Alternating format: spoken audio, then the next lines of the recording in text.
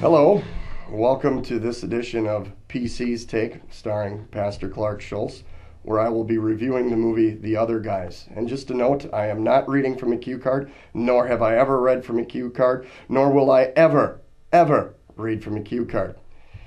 This movie, The Other Guys, is a good buddy comedy action movie that stars Will Ferrell and Mark Wahlberg.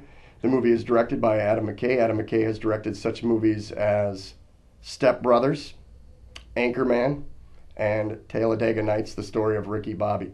In this movie, you'll see Mark Wahlberg and Will Ferrell trying to emulate and compare themselves to the characters played by Samuel L. Jackson and Dwayne Johnson.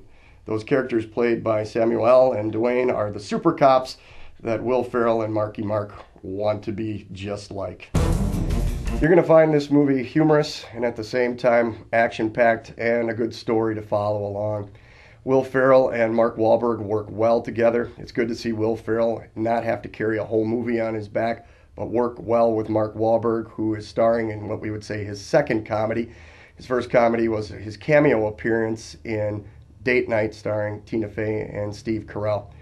The movie is, again, as I said, action-packed, fun, and you'll enjoy it. From a Christian perspective, I find this very evident in the high school age. If I were to kind of take something from this movie, high school students especially, and maybe even myself and maybe even you watching this, find ourselves comparing ourselves to other people, wishing we could be like them, hoping we could be like them, and maybe even doing things that we don't normally do to be like them. If we look at Paul's letter to the Corinthians, or in Romans, both chapter 12, we see that all of us have different gifts and different talents.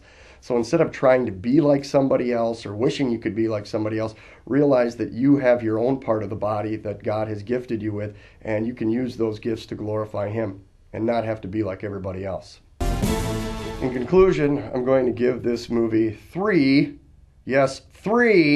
out of 5 popcorns. The reason that I'm only giving it 3 is because of the language and coarse joking and sexual content that was in the movie. It didn't really need to be there, and without the movie it would still be just as humorous. But I just want to warn you out there as parents, if your children are asking to go see this movie, or if you're thinking about a good family movie, this probably wouldn't be it.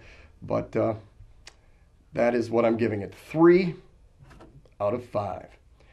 And so we're going to wrap it up here from Salty Earth Pictures in my new home, the David Ruprecht Theater. And I want to remind you again that every one of you out there, as the psalmist says, are fearfully and wonderfully made. So you don't have to compare yourself to the other guys. God bless.